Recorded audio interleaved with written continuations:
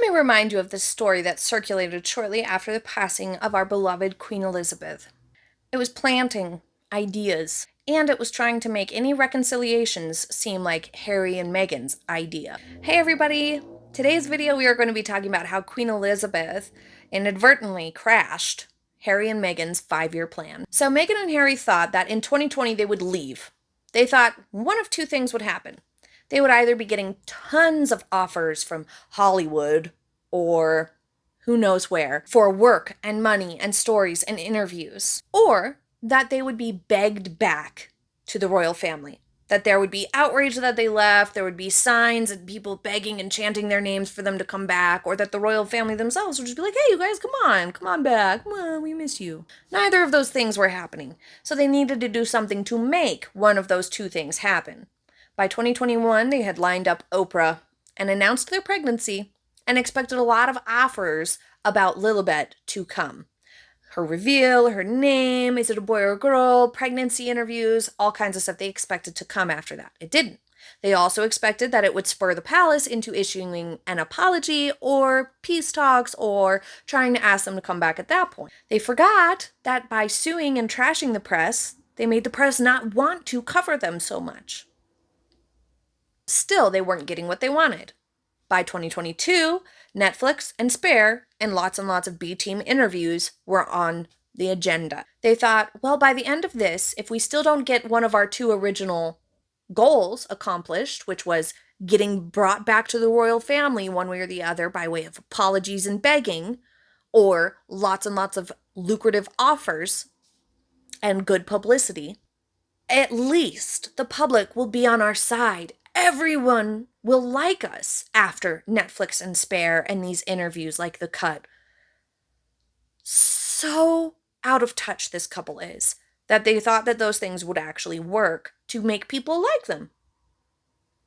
So they thought by that point, that was kind of their Hail Mary, that by 2023, it would be their year of reconciliation, a season for forgiveness. Sound like Jada? They would be back in the royal fold or half in, half out by the end of 2023. And that 2024 or later would be the earliest a King Charles coronation would take place.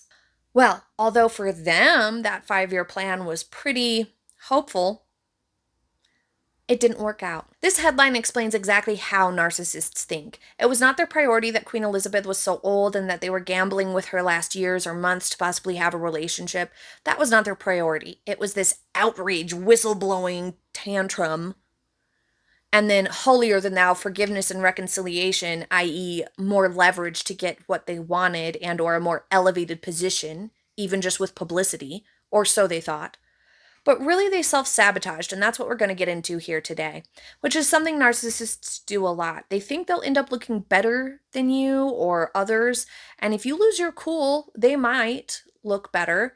But if you don't let their antics ruffle your feathers, people will see what a-holes they're being, and that's exactly what the royal family has done so well. The Sussexes plan to have all their projects released by the end of 2022, very early 2023 at the latest, with the intention that peace talks would follow throughout the remainder of that year, culminating in a big reconciliation sometime in late 2023. How could the palace not have peace talks after all the mudslinging? Harry and Meghan failed to realize that their complaints were too silly and petty and nonsensical. Meghan's plan detailed a possible show-stopping Sandringham Christmas in 2023 with them back in the royal fold and taking a more prominent seat and, of course, more headline-grabbing status after all this drama. Words of forgiveness would be spoken by Harry and Meghan, manipulating their image into one of righteous virtue signaling and the power that they didn't earn. Their plan assumed the Queen would still be with us as the world rang in 2024, assuring their prominent place in the family and headlines everywhere long before Charles's coronation, and that by the time Charles took the throne, Harry and Meghan thought that they had the potential to strong-arm not only titles for their children, but for Meghan too. They wanted Princess Meghan to be a real thing.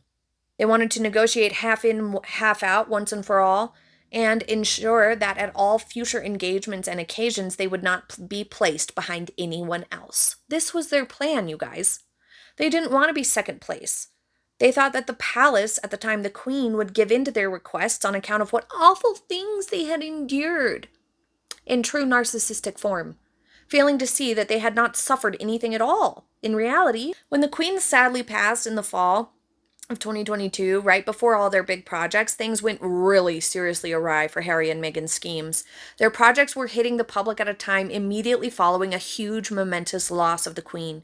The people making decisions regarding Harry and Meghan's affairs had changed. It was no longer that they could count on the tender grandmother or forgiving, amiable Queen to assert a more lenient tone towards them.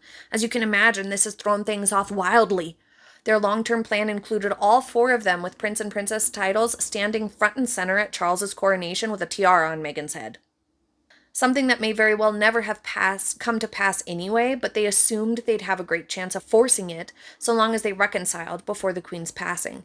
This is a great example of play stupid games, get stupid prizes, but it's also an example of narcissists' inflated egos sabotaging themselves.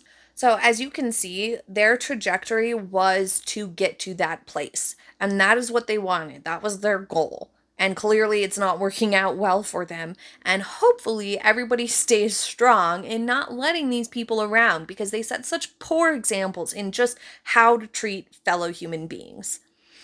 That's it for today's video. What do you guys think about this 5-year plan that she had? Could you imagine if that had come to pass? That's it for today's video, you guys. Thank you so much for watching to the end. Thank you for being here with me today. I hope that you have a happy day ahead, and please do share this video, like it if you did. I hope it was somewhat interesting to watch, and don't forget to subscribe if you haven't already. All right, I'll see you guys next time. Bye!